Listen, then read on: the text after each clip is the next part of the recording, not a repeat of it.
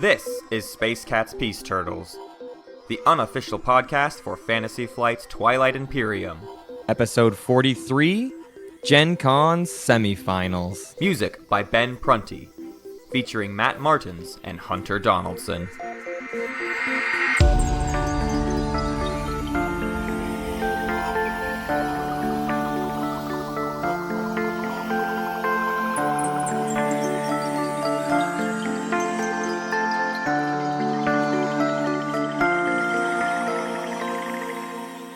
We're rolling. Great. I'm Sean right. O'Connor. I'm your new host for Space Cat's Peace Turtles, and I'm gonna do the show. Oh, you already done? You're in out. Thanks for listening. That was our episode. No, this is Matt Martins and Hunter Donaldson, Sean O'Connor, and EJ Sanders, and we are but a small part of the crew that has been at GenCon, and we've been filming it. Yep. And today we wanted to come at you and kind of give you some of the details of all of the preliminary rounds. And we want to talk about kind of our experience at GenCon so far, and we just wanted to give you the deets. Yeah, we just wrapped up 2 days in a row of shooting, of getting up early and shooting. Do we want to touch on at all how that first day was? Because, okay, so actually, how about this? We'll go even further. Yeah. Myself, Matt, and Sean all got messed up by airplanes. Airplanes were like, we don't really feel like going on time. Yeah, their wings were tired, and they just wanted to kind of lay down for a few minutes. And I mean, you're making that joke, but Sean literally sat on a plane in first class for how many hours? 4 hours, because they forgot to put gas in the tank. And he got put in first class because they already had delayed his flight so much that they had to just like, sorry, please forgive us for completely screwing over your whole schedule. And how many free glasses of wine did you get out of that deal? 1. Okay. That's enough. That's disgusting. an appropriate amount. That's also EJ, let them hear your voice. Hi, EJ. Hey guys, how's it going? EJ has so much clearer than that. Yeah, he's got a good radio voice. I'm gonna get as close as EJ gets. We sat in airports for entirely too long. EJ was smart enough to drive.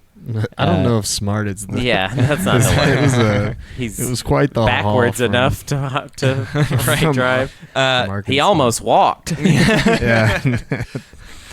So that meant that we got in to our hotel, and I don't think I was lying in bed until 3:30 a.m. It was 3:30 because you woke me up. I woke up EJ. EJ was the most well rested the next day. I So had 5 laid in hours bed of about sleep. 3:30. Probably didn't fall asleep until like 4:15, and then woke up at 5:30. Right. So like an hour and a half. Mm-hmm. So yeah, that first day we were pretty much Dead we were people. crazy people. Yeah. And it felt like I was on drugs basically watching Twilight Imperium. Right. And crazy people too, doing something we have never done before. Right. So figuring out how to like accomplish this huge task we'd set before ourselves, and left with just no resources mentally to do that. Right. But despite that, we were so stinking jazzed to do it. I didn't feel We it. actually were. I mean, Yeah. that's not even a joke. Like we were basically. I mean, I don't think I actually got sleep. I'm not sure. We entered a like third mental realm. Right. That allowed us to just carry through the entirety of the tournament, and then as soon as it was over, within 10 minutes, like, Yeah. we're gone. Right. Yeah. We started crashing. I'll say this: like the first day, I was a little bit afraid going into this that I wasn't going to be that. I don't know why. I just had this feeling of like, I don't know, maybe nobody that really knows how to play the game will really be in it. Like, I thought that was possible, and I'd heard stories of like that happening in the past. And I am relieved to say to all of you that I was very impressed with a lot of the play that I saw. Absolutely. A lot. There were of a couple of It happened. newer players. Nobody like the horror stories Blarknop had described to us. There was nothing where it was just like, I've never played this board game before. Right. Can I join What it? is this? Yeah. No, everyone had played, most people had played a decent amount of TI3, and if anything, were just newer to TI4. Right. I think the smallest amount I'd heard was this was their second game of TI4 after years of playing TI3. Yeah. So it was a few situations like that. But nobody who was like not equipped to understand the game. Right. Everyone knew what the goal was and what they were supposed to be doing. It was just there were certainly players that far exceeded everyone else because we did have some amazing players. Oh yeah, in some of these. Yeah, games. we had some like Da Vinci's of the. Yeah, Is yeah. that the what? Is that Sure. who I should say? I don't guess know. yeah. That doesn't really make sense though, because Da Vinci was good at a lot of things, and that's what he was well known for. And all I know about these Renaissance people man. is that they're good at this one thing, but that's fine. So Madden? What did you just say? What'd you say? Madden? Madden. It's a real Madden Madden. situation. It's a real Madden situation, you know. Madden's really good at knowing about football. Thank you, Sean. That was our new segment. Press on the Madden brakes. talk. Put it in reverse. Go back. What was that joke there? With Sean. that's the new segment called "What Was That, Sean?" It was Madden. It was Madden. This time. So we Hunter and I spent a lot of both days of this tournament taking notes. We're the note takers. We're the ones who have to put this thing together after the fact. So we tried to focus in on just understanding the story of these games. Right.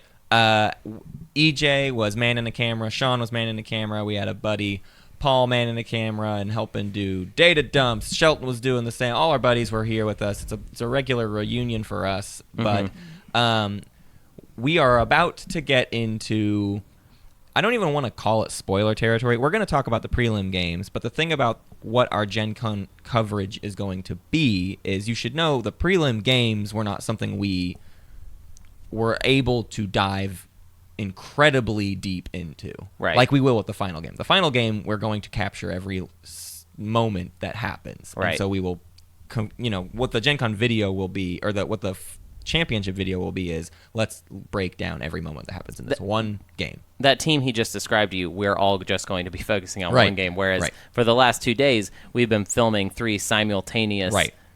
Twilight Imperium games at the same time, and that means like one cameraman per Right. game. So if like anything crazy is happening and you have to, God forbid, call another camera person over, that You're means losing you're footage from completely another blind game. on one. Right. So there's going to be, what we talked about, there maybe even being 5 cameras set up on this one We're going to have a lot of table. coverage on one table, but that means the prelim rounds are more of, we wanted to establish, okay, let's film some of the best plays, see what happens. So we were trying to capture everything cool that happened, and mostly so that we can meet the people that are going to be in this final game. We wanted to have some backstory as to, like, Right. okay, how did this person make it to the final game? So this is going to be spoilers of what happened in these prelim games, but I don't want you to think like, oh, I shouldn't listen to this episode then until the coverage comes out. Because first off, that will take me. That's going to take some time. I want to backtrack a little bit. Okay, EJ. And talk about a little bit about the space we were in. Oh, yeah. so we showed up to the convention and we were like, we're in the Lucas Oil room, and we thought that was a room. It was the Lucas Oil Stadium where the Horsies play. Where the Horsies play. How And dare you guys steal my joke? well, now no, they're no. gonna think that's your joke. No, They're gonna hear it here Hold first. on. Sorry. Joke creds to Hunter Hunter Donaldson, MD, Here's where the Esquire. Horsies play. All right. Anyway, we went under a road and we found ourselves in the stadium. We went up multiple escalators and we went down and we got very lucky to be in the corner of the stadium. Yeah, honestly. we were terrified that we were going to be like in the middle of a major. If we had been in the gaming middle, hall. I think we probably would have just been like, all right, well, we're just not going to do And then we, as lucky as we got to be in the corner, we got as equally unlucky being next to laser tag. And not just any laser tag. The loudest laser tag game. When you're out, it makes a screeching sound. Yeah. It says you've been shot. And it goes, ah! And then you have to go press a button. And to there's get a lot back of in. inflatable components that just Yes. apparently do not work that well Yeah. because they constantly had to reinflate the inflatable components. So in a lot of our audio, there's just Yeah, just this loud sound. So a lot of the prelims game first day that I captured was just this monotone sound that was just an overlay background noise for the majority of the game. So that's just a little bit of the atmosphere that we were dealing with. But it did have stadium lighting, so Right. no fears there. I was afraid maybe we'd be in like a Light dark kit. dungeon room, and no, it's where the Colts play, so Right. we were covered. They got Johnny Football outside. I bet we're gonna keep saying that this is where the Colts play, but it's kind of like not exactly that. That's not where we were not where the Colts That's not where they play? I don't know how No, that works. that is actually that's where they play. Yeah. It's an NFL we did. stadium? We were Yeah, on the dude. field Yeah, where they play. We were there with Johnny Colt, Wow. and he was just giving us the business. So yeah, we were in just the weirdest space, and spoilers from this point forward of those games, but don't think that you shouldn't listen to this episode because we really won't even be spoiling our own coverage because the coverage is going to go through these games pretty quickly. And I mean, if the video, if it even comes out, Stop it! the I don't video- like you doubting me like that. I like it, but the video is probably just going to be a lot of the really good nuggets. Right. You're not going to get. We're not going to give you the full story of 6 games of Twilight Imperium. No. Oh my God! No. We could. but no, we could not. But we're no, going to. it would be almost impossible. You'd think we couldn't, but that's No. true. No, we can't. we still can. But we can give you a lot of good stuff. And if you, for some reason, really, really want that to be a surprise with these preliminary games, that's totally understandable. But we're definitely going to we're not going to specifically just go right for that territory. But if it comes up, we are not really going to stop ourselves. I want to talk about way more generally than that. Sure. Just the types of things we expected from the tournament and the types of play and things that ended up happening. What felt to be just totally out of left field for what our expectations were. Anyone have anything like of note? I mean, I know maybe this is probably not where you wanted to start, but there was a lot of anti-soul meta Oh yeah, across the board. Soul in almost every single game played. There was one game today, but all 3 games yesterday had Soul. Very popular pick. Hakan, very popular pick. Jolnar, not quite as popular, but still very Pretty popular. And yeah, Soul, more than Jolnar even, was the one getting just completely shut down in many games. From the onset, in the way they set this up was you picked your faction, and then they built the map competitive style, as the rulebook dictates. And so people knew that the Soul player was there. So in multiple games, the Soul player would get absolute trash thrown directly in their pie slice. Yes. Because people just didn't want to have to deal with it. So that was something Soul players were just constantly People would up skip against. ahead. There was twice this happened. Someone skipped ahead to throw a supernova and then eventually a nebula in front of a home system for a Soul player in 2 different games. Yeah. There was a lot of Mintac too. There was There a was surprising... so much Mentak. Yeah, and not very much Isarl. This is something somebody else on our Discord pointed out as we were kind of like giving minor details of what was going on. But yeah, there was only one Isarl pick the entire Which is strange. prelims, but there were 3 or 4 Mentax. Yeah. No Winnu. Not a single Winnu. Right, so surprising. Well, but we had a Ghost. We had We an did two- we had Arborec. multiple ghosts. Oh, we had 2 Ghosts. I Two forgot. ghosts. We had an Arborec. Yep. We had Sar. Who else did we have? 2 that was Sar. weird? We had 2 Sar. We not had weird, but 2 SAR. Well, it shouldn't be weird. It shouldn't really. be weird. It's Should it? weird. Actually, Yeah, I will say SAR. I'm surprised that there weren't more SAR. Yeah, probably.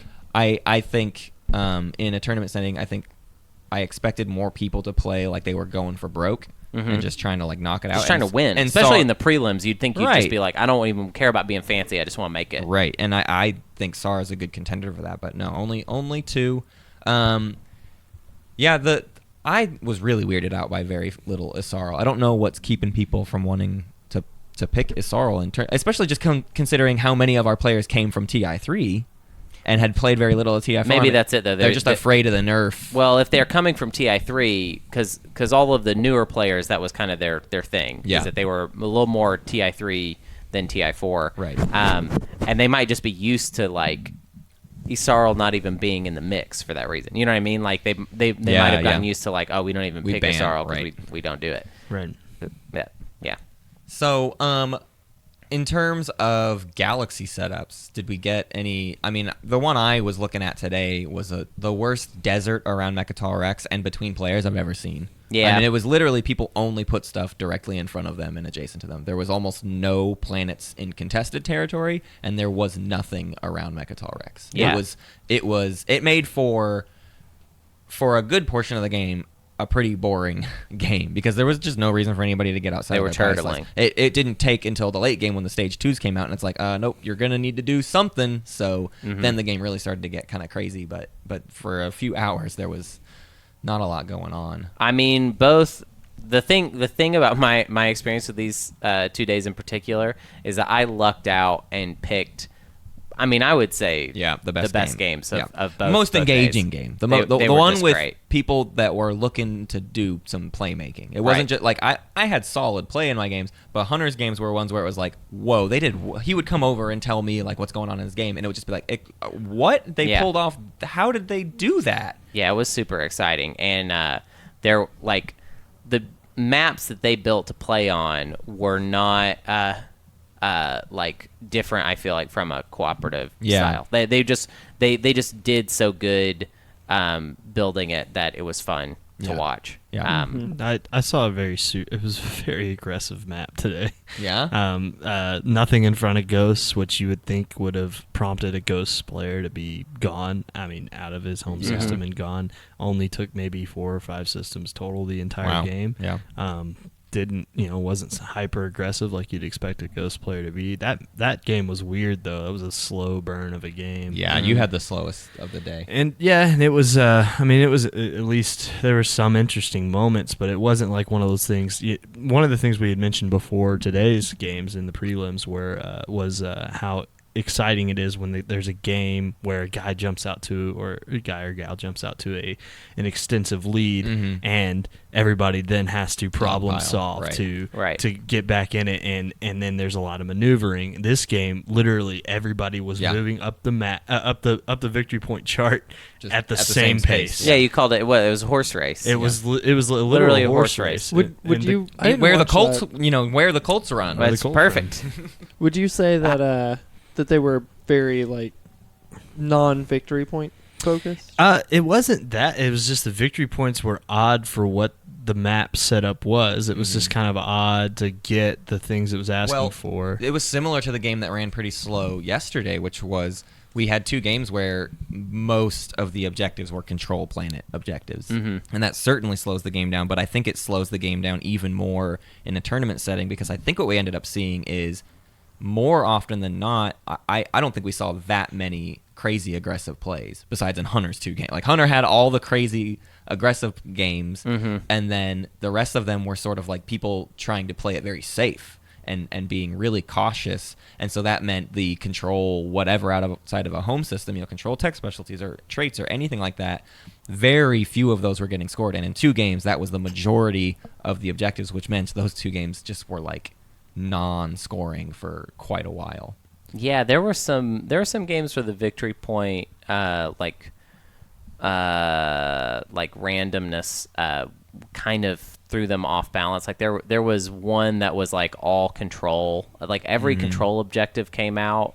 I don't even remember whose game it was yesterday, but there was one that was like control only, and it just seemed like really like they were just fighting constantly, which slowed the game down a lot. Right. I mean, when you're just when constantly butting heads. Everyone is building up good fleets against each other. It was all people that knew how to build decent fleets. So it's like when there's a bunch of control objectives and everyone's got good compositions, all you do is just like roll dice and bump into each other, and like and then people have to make more difficult decisions of like, am I going to attack someone or not? Well, it takes a little while to make that call. Be worth it? Yeah.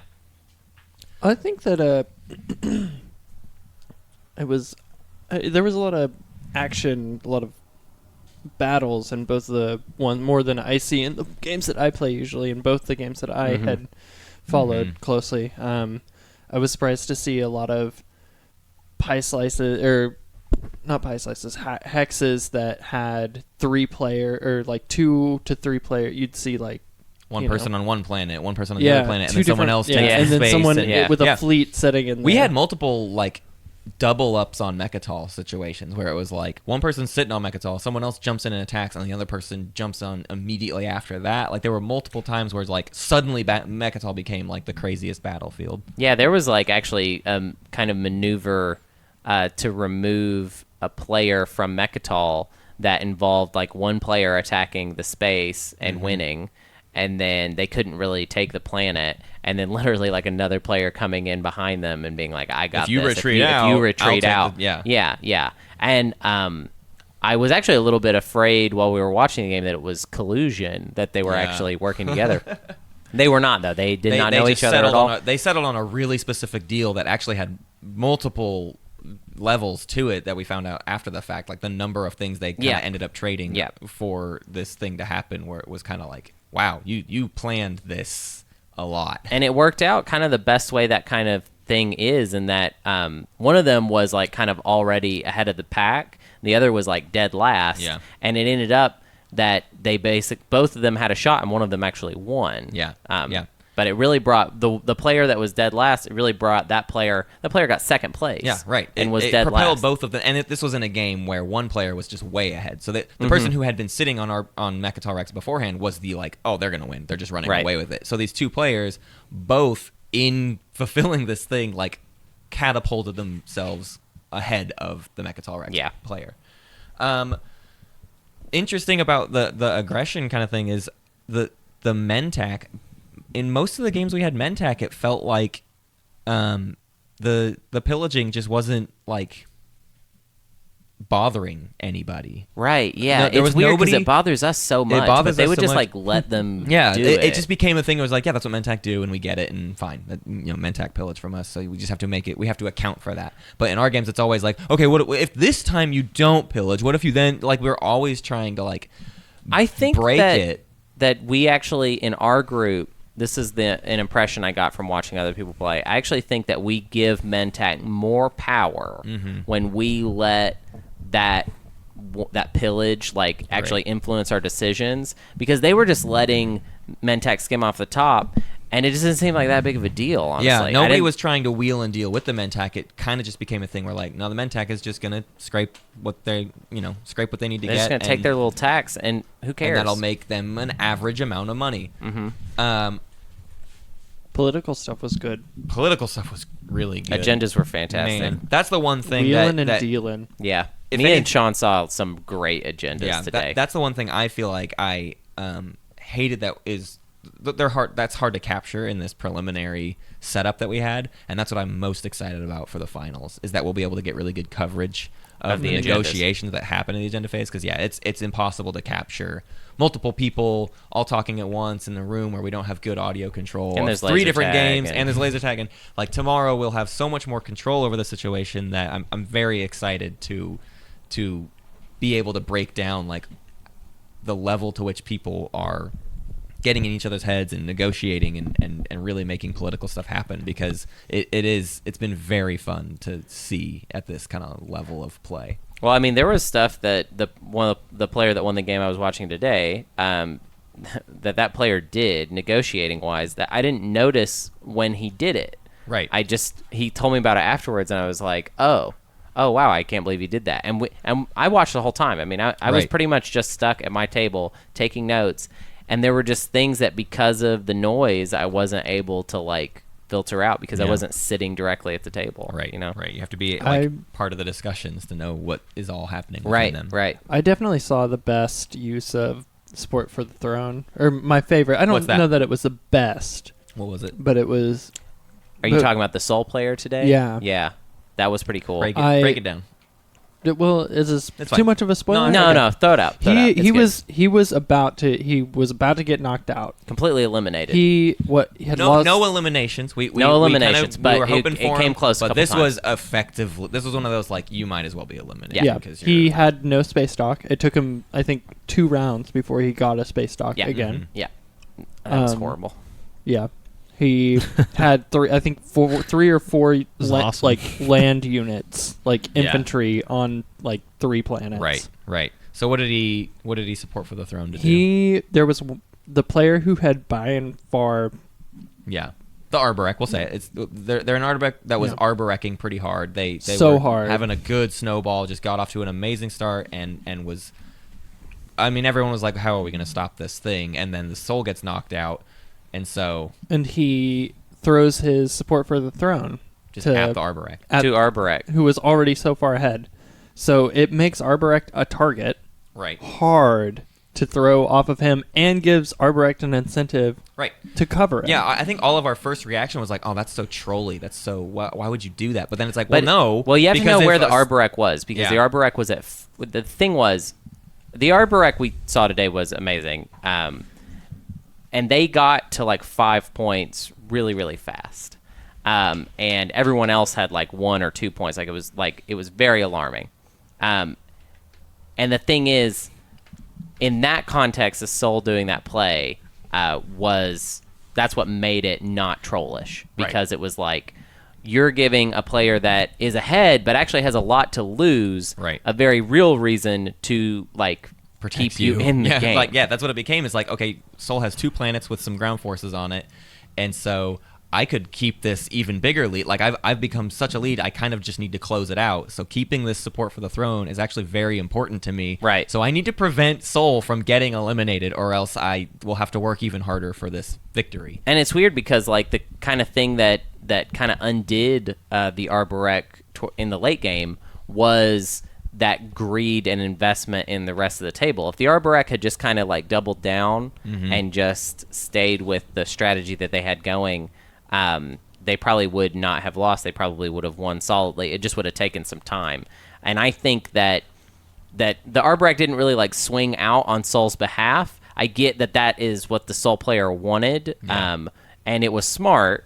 However, the Sol player just kind of hung on, which was kind of a shame for that reason. But because I mean, it sucks to be playing a game that you're just effectively losing the entire. I mean, I felt sorry for the guy. It sucked. But yeah, I don't know. Yeah, my game was great. Both games I had were fantastic. The one yesterday was super good. We had a SAR player that. So two factions I want to basically start over with as far as first round strategy guides. Like you can throw them out as far as I'm concerned. One of them I wrote, one of them Matt wrote.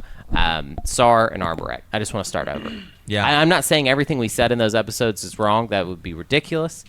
But I do want to like kind of re-examine what we can do with them. Yeah, because I just saw 2 people play those factions and just a different attitude. Yeah, like, and it just worked. It was really good. Yeah, the SAR play especially is interesting. The one yesterday I think was the one where we were even more like, whoa, okay, this is very good. We were really into everything they were doing, and it's things people have suggested before. It's not like it was totally news to us, but to really get to see it in action was the idea of like, don't just send your SAR ball out across the galaxy. Like, yeah, be building up the troops and stuff, but establish the pie slice just purely to like kind of boost the economy early. And I don't know, you were watching that game closer. There were a lot of things that the SAR were doing that were helped catapult their late game in a way where it was like they're not going to crash and burn. I never felt like the SAR was going to crash and burn. Yeah, they played. So the thing about SAR is that they can get to Mechatol Rex and earn so much money while getting there that they're going to have if they go early for Mechatol, they're going to have a bigger fleet than anybody else, because SAR always can have that early game advantage. Right. And then eventually it just kind of like balances out, and then they kind of have like a rough late game. That's kind of been the conventional wisdom. With what this guy did, it's really simple. It's not going to blow your mind, but like he just like waited. Like, I don't mean to make it sound like, but like he basically was like, all right, I'm going to come up to Mechatol. I'm not going to go for it. Oh, there's a point there though. I could go get that. Nah, how about I'm not? And then when someone else did, he was just the perfect spoiler. Because like I said, it's still true that he has a bigger fleet than everybody else. Yeah. Like, and he got it faster than everybody else. So when you first take Mechatol, that's a pretty critical point. Yeah. And he was there, ready. Right. And then he had Mechatol. Right. And if you can, anytime in a game of Twilight Imperium, if you can successfully keep Mechatol, what it does is it keeps your point options more open than everybody else, because you've got access to this one type of point that no one else can get to. He took the time to build up a big fleet rather than just like springing out and getting Mechatol and then kind of like getting the fleet to work. It's like, no. When I show up to Mechatol, it's going to be with 10 fighters and 2 dreadnoughts, and like just the whole shebang is going to come. He also played, when he would play, he retreated like religiously. Like he that was a big thing day 1. Day 2 I didn't see it as much. Right. But day 1 nobody wanted to like finish a fight. There was so much retreating. Well, why finish a fight if you can't, if you're not going to win? Right. And even if you're going to win, if you can successfully get away from it, and that's not a big deal. Like, that's kind of how I felt like it was for this player. They were more about just, I don't know, like keeping the fight away from Mechatol Rex than necessarily like, all right, I just sit on Mechatol Rex and defend it. Right. Like, he didn't just like plop things down there and was like, okay, that's good. It was an offensive defense. Right. It was run and blocker around the adjacent system. It was also keeping people from, he did a really good thing of, towards the end when he was ahead, people were trying to guess his secret objectives, Right. and he would literally like lean into secret objectives that he did not have, Right. to make them think that he he started got that taking one. 4 industrial. He like kind of went out of his way to get some industrial He planets. took 4 industrial. He And got so like people had the thought, adjacent to a home system. He got a bunch of things. He was doing everything, which was driving me nuts. Like I was like 'Cause we were watching trying to it, being also like, I predict it. can't. What does he have? Yeah. Any other factions that kind of worked contrary to what I feel like all the Hakons were fairly standard Hakon. I never saw any Hakons get away with just like the richest round ever. I don't know. The Hakan that won yesterday didn't really get trade going that much. Like, yeah, they weren't taking trade kind of let themselves. trade. They described it in a fun way, which is, I mean, I didn't know how much I fully agreed with what they were saying, but the concept is there, which is like they were thinking of Hakan more like Jolnar's relationship with tech. I think when we described it, we said it kind of is very specifically not that, but they came at it from that mentality of, I don't need to take trade because my commodities are going to replenish, so people are gonna trade with me. So I'm really just missing out on 3 more trade goods, but instead I could make sure I do good deals and then gain my benefits through the other strategy cards rather than just taking trade all the time. Which, I mean, it does make sense, and especially I think that makes the most sense to approach if you know you're gonna be like command counter starved. Yeah. I didn't find any of the barony players to be super effective. A very barony-y, yeah. Yeah. I mean, in one of the games, it's because they just got jumped on early. But yeah, I never saw a barony take off. We had a number of baronies. Well, And Jolnar really underperformed. that's very true. Jolnar, I think everyone expected to just run away with this tournament, and we only had one Jolnar win the whole preliminary. And that Jolnar one was a pretty cliche Jolnar win, where it's just like, oh, there's all the objectives that they need to score. This tech objectives came out, and nobody put them in check early enough, and so here we go. But all the other Jolnar games, it wasn't even that people were. It's not the same situation. It's not as meta. Sol. No, it wasn't a meta target. It was just that the Jolnars weren't. I don't know what I can't even explain. I think we spent so much time focusing. A lot of turtling out of the Jolnars, which is a little like strange. I think for a Jolnar, they need to be a little bit more active. And it felt agree. like they kind of. Like, it felt like they were like, oh, look at my big fleet, but they didn't ever flex. Yeah, I mean, when you're playing with people who are like, I'm going to just go crazy to get objectives, like, you just sitting there hoping to casually get them because you're Jolnar definitely is not the approach. You need to tech up to the important tech quick and, like, start if you're a taking stuff. Jolnar and you can just only score the tech objectives, then, I mean, like... That's 6 points most times. Yeah. But well, that's what I'm sometimes saying. it's none. That's actually it's my none. point, though, is that, like, that you will win sometimes, but you'll only win because of... You're literally just rolling a die, and you might as well just roll a die and then, not... just be like, do okay, do I did actual it. rolling of dice. Yeah, just roll. What Do I'm saying is do it instead that of way. playing Jolnar, sometimes you could just roll a 20-sided die and be like, if I get 10 or up, I win. 10 or below, I lose. And then whatever you get, you're just like, oh, I won. Such a roundabout way to say flipping a coin. Great. Yeah. It's not the same, though. Stats. You guys are familiar. That's not the same. Statistics. You fellows and ladies and in betweens are I really appreciated the familiar. nuance there. You roll a 20-sided die, and it's 0. There's a 0 side, and then there's the 10.5 side. And it's 0 to 10.5, and then 10 in the other half to 20. This bit has 10 in the other half to 20. I will say, This is Hunter Donaldson. I've got him. I got them all. I did get more sleep last night, but I'm still sleep deprived enough to know that bit Is really good. went right past me. The 10.5 dice. The 10.5 10 in the die. other half. What do you guys think? Do we have any other big let's, notes of the preliminary round? Or Let's go out and does that kind I of? want more of you boys. You're here. Yeah. I want to say. This is the Sean and EJ podcast Yeah. now. We wanted to talk about the fashion. Yeah. What was everyone wearing? A It lot was of shorts. A lot of cargo shorts. And, Fashion of the day was prelims day 1. Batman head was. Oh, Oh yeah. yeah, we had a his name was Bob. Bob. He Bob was was great. a monk. Bob was awesome. Slash Batman. Yeah. He was Well, a bat monk. Bathead. Batman. I'd like to- also shout out to the Arborec player with the Jim Bob. little- Jim Bob. We always say Jimbo V, but we were corrected today. That It's Jim Bob. Jim Jim Bob. Bob. And Jim Bob had had a Little Shop of Horrors shirt. He came ready to play Arbrak, and that was my favorite was very decision of the good. tournament. Yep. Very, very good. A toot for both of them. Yeah, Toot, very toot, good. toot. Toot Those toot. are Toot toot. Toots. Toot toot. Toot sweets. Toot toot. Well, I feel like this is where we can curtail it. We can let this fade away. I'd like to add one more thing. Okay, Yeah. Sean, thank Yes. you. Please, Board please. games are a very visual sport, so after listening to this Sport. podcast, Podcast. Yeah. I'd like you to know that don't stop here. Don't take it from me. Watch the videos Yeah. because the footage is it's good. Sean's just really Sean's the So only Okay, wait, but Sean. No, Sean's the yeah, only, all right. Sean's the only one who had a long angle lens, and so he's just really pumped about some of the action shots he got. He was like turning his shutter speed up and was like, Matt, come here. You got to see the shot I got of this person looking really mad at the board.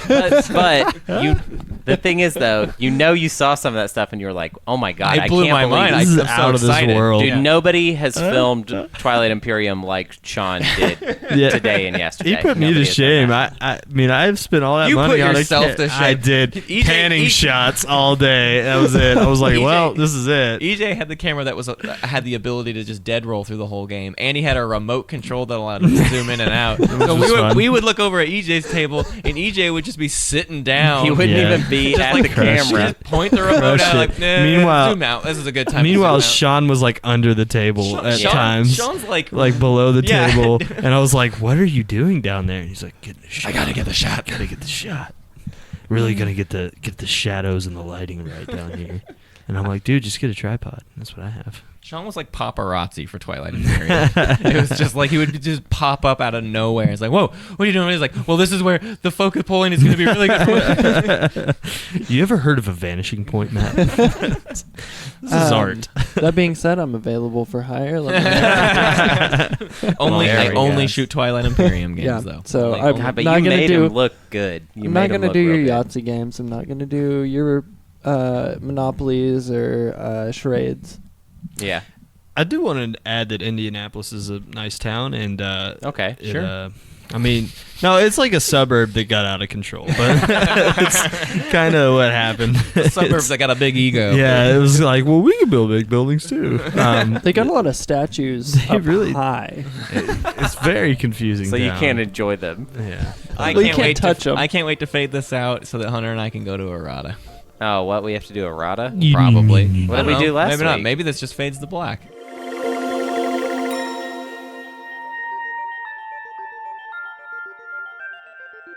Okay, so we should address the airport and say there's going to be weird background. Like there will probably be weird. yeah, no, announcements. okay. So hey, guess what? We're about to leave Indianapolis. Yeah. GenCon is over. This is probably kind of a weird, like, kind of time jump for you because you were just hearing us like when we were right in the middle of it, throes right? of GenCon. GenCon is now over. We are about to get on a plane to go to Atlanta and then to Portland. And We're we're in the literally in the airport. airport, We are yeah. literally doing the cliche airport episode that all the famous podcasts have done. Yeah, because it's such a good environment for audio recording. Yeah, so if And- you like hear, intercom stuff, like that's what that's about. If we get asked to leave, that's what that's about. We are doing this kind of inconspicuously in a corner near a kids' play area. Don't look at them, Matt. Just try and play it cool. We're going to do some errata. Yeah. We're going to do some errata for last week. Oh, also, I hope you enjoyed the episode with all of our friends. Yeah. Is it picking that up? I have not really. Okay, good. Yeah, well, never mind. We're gonna miss our boarding announcement. Yeah, That's fine. exactly. Yeah, we're pretty much not. We're gonna stay in Indianapolis. Also, wasn't Gen Con fun? GenCon We can was say really that real amazing. quick. We can It was say that really, it's really good. officially over. I was We're gonna really be picking it apart, I think, for a couple Oh episodes. yeah, definitely. And I was just excited to also have a down day. Sunday we got to go play with one of the players that was in the tournament. We played Game of Thrones with them for a little bit. We'll talk more about that Dude, later. shout out to on. Joey. Joey's Joey's cool. And I think I'm super already excited for next year and ready to start planning it and already know what we could do to improve the experience. Oh And yeah, I we're can't going wait. every year from now on. Oh, yeah. for sure. So let's do some errata yeah. about kind of, this is going to be a little bit more of specific reactions to what we had thought. We already talked about like what has been different, but we want to hear from what you guys wanted and kind of react to what we saw based on what you guys were hoping you might get. Basically, yeah, just like reacting to your expectations of what Gen Con would be about. Yeah. So the first one is from Zach, Invictus Potato. On Reddit, On yeah. Reddit. And he says, like you two, I want to see uses of abilities, strategies, and moves we haven't seen before, or are at least new to some of our metas. Now, I feel like me and Matt did see a lot of stuff did. that was not in our sphere. I'll word it more specifically. There were a lot of really good play that were not at all what like our first round strategy guides recommended. No. Not that we ever thought our first round strategy guides were the only way, but it was really refreshing to see multiple races get played in ways where it's like, oh, that's just not like the direction we tend to take them in, but they made it work super, super well. We don't want to like completely give it away for you, so I'm just going to kind of throw out like here's some factions that we saw play in ways that we did not expect, and actually it's kind of making us go back to the drawing board on a couple things. We want to revisit some of these like almost immediately, just because of how good we saw these players play these factions. The guy that we just called out before, Joey, pretty much changed how we feel about SAR in general. In fact, not completely. I just mean that like we really want to update what we've had to say. Yeah, we like what he added. There was a lot of things he was doing similar to what we recommended, but he added a lot to kind of the mentality, and I really like it. There was some really interesting Nalu play that literally went completely against some of the things that we've talked about. I want to completely rewrite. Yeah, that the one Nalu probably guide needs to from go the back to the ground drawing up. board. Yep. Arborec, there was a really crazy Arborec game that I cannot wait for you guys to find out about. L1 was more effective in the tournament than you might expect. Yeah, did very well, especially in the prelims. I mean, very, very good. And then Soul was very weird. Underperformed. Honestly, I think that's the thing is we were surprised by how few Soul decided to just really gun it for Mechatol and do the thing that kind of we think works best. And if anything, it makes me... I mean, nobody did it and had it work, but everybody didn't do it and it didn't work. None of the Soul... This is the best way to say it. Not that all of the Soul that we saw in the tournament was bad, no, but that none of it was the Space Cats Peace Turtle Soul guide. And none of it was that. And almost none of them had a victory out of it. Like, it didn't pay off for them. Another one from Zach. I'm really interested to see how stingy people are with the promissory notes, especially support for the throne. People weren't super stingy. It wasn't stingy. I was surprised that like it was actually a pretty comfortable trading atmosphere. Yeah. Plenty of support for the throne trade. We'll get into like there was specifics some of it, trade. but like people, I will say this much. The fear of like a crazy last minute horrible use of support for the throne, that stuff never happened. That did not happen. Nothing dirty and gross ever happened. I mean, I think we can go ahead and say that support for the throne is probably safe for tournament play. I think so. At this point, I think so. And that's our gut reaction. Yeah. But another from Zach. I'm interested to see if everyone tends to play more conservatively or takes more risks. It was kind of a little.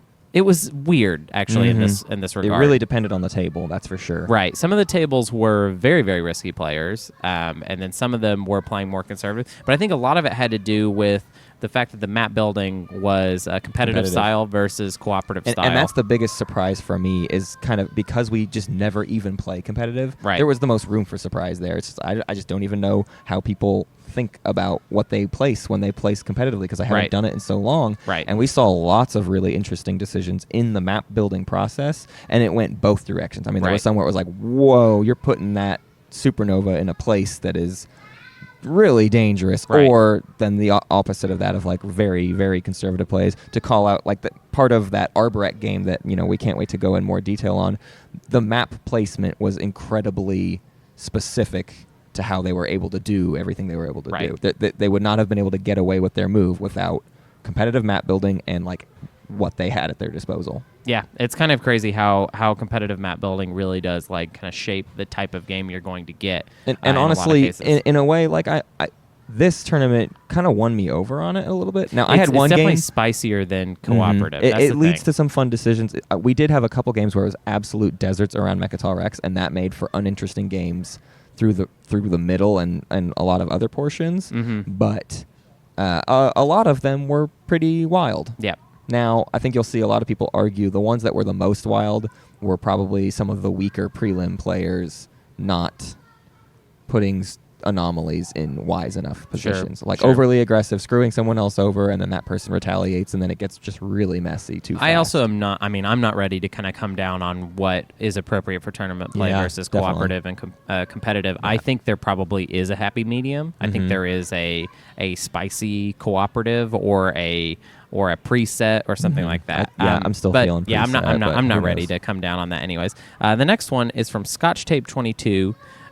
This is in reference to wait.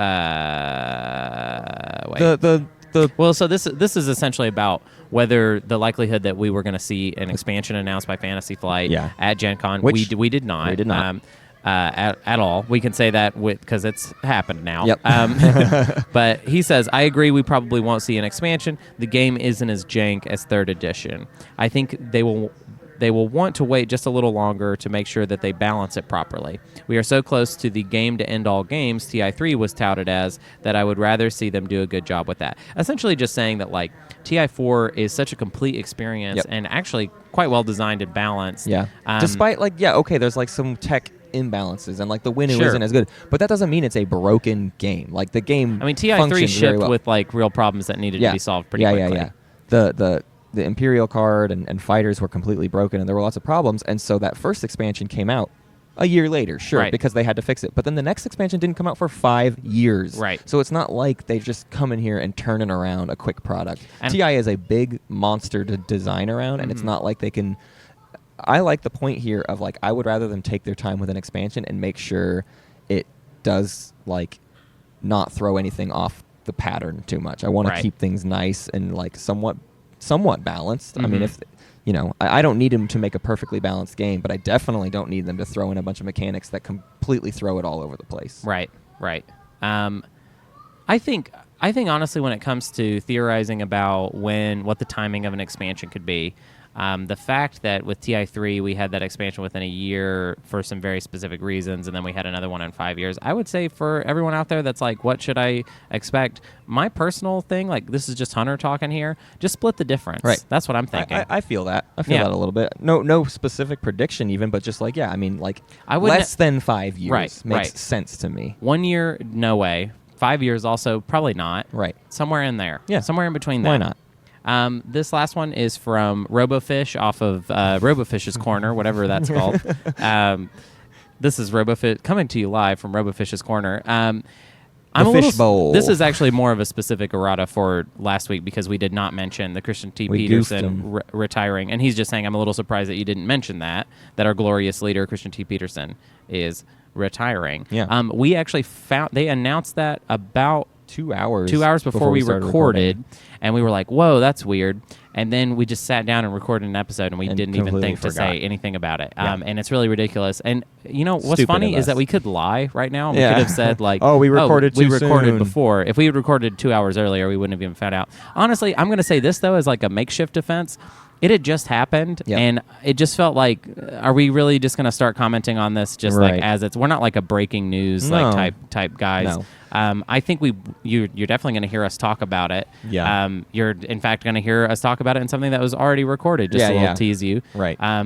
But we don't know. We don't know what to say about it at the moment. I will say this much. I see lots of different styles of speculation of like, oh, what's he going to do next? I would write off the idea that like now he can singularly focus on Twilight Imperium. Yeah, I wouldn't Fantasy expect Flight that. owns Twilight Imperium. Like that, although Christian T. Peterson is like the lead designer and he's always been, it's his brainchild and it's his baby. Like, if you watch the Space Lions documentary, he talks a lot about kind of passing on his baby. Right. And then even in his announcement of his retiring, that is clearly the mindset he is coming from. Is like, I want to pass on He's all of my pursuing things, something and else, I'm done. I'm going to walk away. So who knows what he goes on to next? But I don't suspect we'll see anything, specifically Twilight Imperium related out of Christian T. Peterson. And this is not to say that you should be, that this should shake your faith at all. We have Dane, all right? We've got Papa Dane on the case. He made it. What an amazing game we've already been given. Dane's the freaking engineer that tightened up all the nuts and bolts. Christian anyways. T. Peterson, if we're being totally honest, did not have that much mechanical. Well, no, it's like TI4 was not where he designed TI 1, 2, and 3 base game, and 3 is where like all of this is coming from. Right. TI 3 is what Christian T. Peterson made, and that is was like kind of the perfect game, except for all these weird little balances. And we've been perfecting that system ever since. Corey stepped in. Corey did expansions for TI3, and now Dane has stepped in and done a new version, kind of with Corey and with all this. There's like a new team behind TI, and I'm more excited about where they take Christian's initial very, very, very good idea. Right. Yeah, just have some faith in those guys. They've got you. Let's do the rundown. Is rundown time? Let's do it. All right, so you can check out our Twitter for game updates and announcements. That's Space Cats Pod. You can check out our Facebook, which is just our name, for announcements, and you can ask us questions there. Matt loves getting rules questions at 3 o'clock in the morning, and he will answer them, and his wife will shake her head no. You can go to Reddit Twilight Imperium for our weekly posts and discussions. That's how you get into the errata, baby. You can go to the BGG Guild to see what RoboFish is up to and what he has to say about all the episodes coming up. You can also check out our calendar, which there is no calendar, really. We'll get one. Yeah, please email us at spacecatspsturtles@gmail.com. That's where you can send us This Imperium Life and Play of the Week submissions. Thank you so much to all of the Patreoners. And by the way, those of you that were just hopping on for a month just to support us there at the finish line, you can, your stuff's been charged. Yeah. We appreciate the month. We appreciate that last push. It really genuinely did help. Yes. There were things that we needed last minute, and this is helping that, and we appreciate everyone coming through in that last month. So if you were really only intending to do 1 month, feel free to pull your patronage. We get it. But we do want to tell everyone, like, it's not like we're done. We're already ready and gung-ho for Gen Con next year. We want to do it again. But, like, we are going to be completely retooling our Patreon here soon. Right. We have basically a completely new Patreon pitch for you guys as far as the direction of what does a Patreon play into the show? What is the point of it? And I want to tease it a little bit. We haven't perfected the pitch, but at this point, I think there is going to be a lot more focus in the future on tournament play in general, and just building that community more. A community for that, and also just being able to cover it. Really, my takeaway for the Gen Con tournament footage that we got, being able to spectate that stuff live would be completely amazing. It would be amazing, but we have to do it. At Gen Con, it is almost impossible. As the setup is right now. So we would need more resources to control more factors. But yeah, we would love to eventually do streams. But even without that, more tournaments would be amazing. More, just everything like that. So we'll work on our pitch for you guys. We'll bring it to you, and we just can't wait to see where we take this show next. But for now, we need to specifically thank everyone that helped us get to where we are. So we are basically going to go through name by name and thank every single one of you, basically in order that it orders it on Patreon. So I want to thank Andrew Daniel Lewis. I want to thank Billy Kruger. I want to thank Dustin H. Shunta. I want to thank Jada Paik. I want to take North Star. I want to thank North Star. I want to thank our Green Squad leader. I want to thank Chris O'Sullivan. I want to thank Thom. I want to thank Chisel, John C. Myers, Fowley Flan, Alex Lilburn, Rolo, Ledgerman and the Cones, Chris Bacon, Ambrose the Vile, FN Dragon, Ian Scott, William, Norman Ma, Daniel Bewley, A.M. Reichel, Jesper Person, Wagnius, Frederick Soderqvist, Alex Diaz, Nicholas Lundberg, Chris Woody, Chad Gambone, Joseph, Justin Gustafson, James Brooks, Robert J. King, Super Secret Movie Club. Wait, what? Sure. Matthew Breland, Kate Thompson, Nelson Pepper Hickman 4, Kevin Grady, Mac D, Laura King, Alex Grant, Edward Alsobrook, Avery, Alexander LaRusso, Eric, Shane, Matron of Ravens. The Matron of Raisins. Matron of Ravens. Hero on Evolution. Christopher Aiken. Stephen McCloskey. Dream Treader. Ryan Wolf. Stuart Robertson. Gino Strazala. You got one. Reen Sanchez. Renee Sanchez. Sinden. Samantha Brennan. Terry Vlamnik. Oof. Leon Jong. Alexander Wilt Forrest. That's a great name. Justin W. Mira. Andrew Croftcheck. Here we go. And Miles Smith. Carl Johan Nordenston. Rob Tyrell. Daniel Jepson. Kyle Massey. George Baker. Dan Thompson. Kelly Mills. Christopher Schreiber.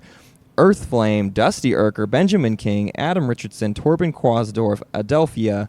Ben Poet, Matt Goodman, Sean Bonneau, Adam Levitt, Andrew Finley, Rouskin, Ryan Iyengar, Easy Sunday, Steinwell, David Marini, John Henrik Mueller, Ian Dimmock, Jordan James. Especially want to thank all those Europeans where we totally ruined your name pronunciation. We ruined so many names right there. Also, sorry we did not do anyone's lands and titles. We wanted to do everybody. We just had to burn through the list. And because this that month, was how that went down.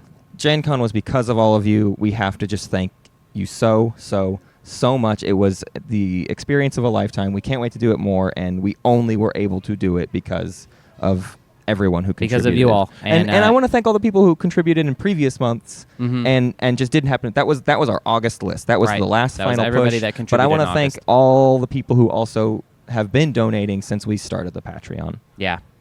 It was a really amazing experience, and you guys are basically what made that possible. Speaking of, go to the Discord, come hang out with us. Right. We want to talk Right. more. We want to find more times to meet up and do more things like this. Rate us on your podcast app of choice, iTunes, Apple Podcasts, anywhere else as well. Hunter. I've got one comedy date this week that I want to tell you about. I'm about to get my comedy stuff back up, but it's just been such a focus on Gen Con and doing all this. But this Saturday, you can see me at the Lamp, which is the bar connected to the Aladdin Theater in Portland, Oregon. The show is called Yolks and Jokes. It starts at noon. I will get you a mimosa or whatever if you come by and tell me that you're from Space Cats Peace Turtles. And then now we have a play of the week, and then we just have to go home and Gen Con edit is this over. mess.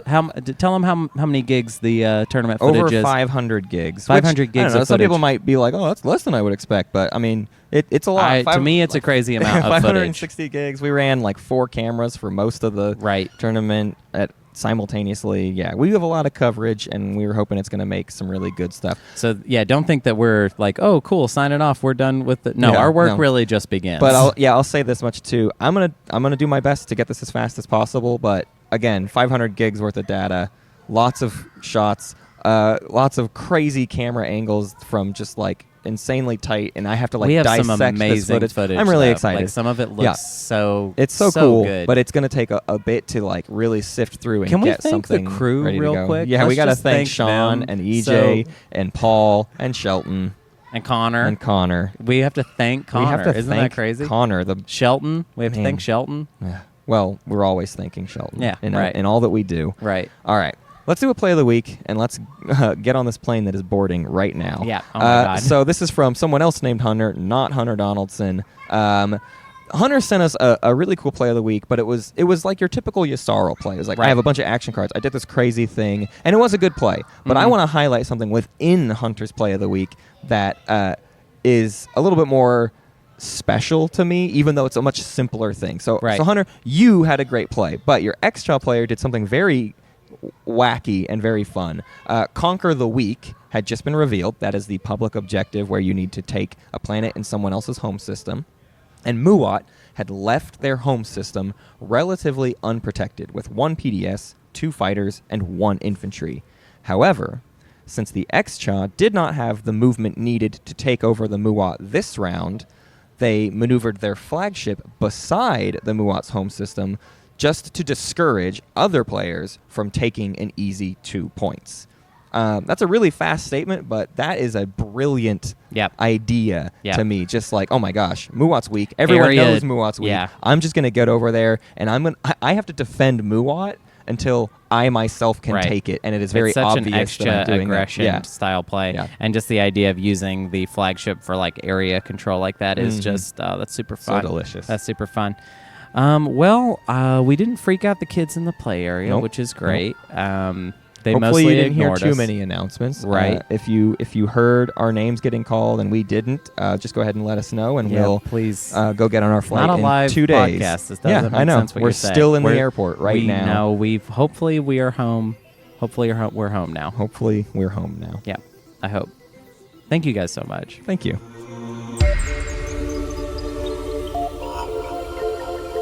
Thank you for listening to Space Cats Peace Turtles. And thanks to Ben Prunty for the use of his music. You can find more at benpruntymusic.com and benprunty.bandcamp.com. Pax Magnifica, Bellum Gloriosum.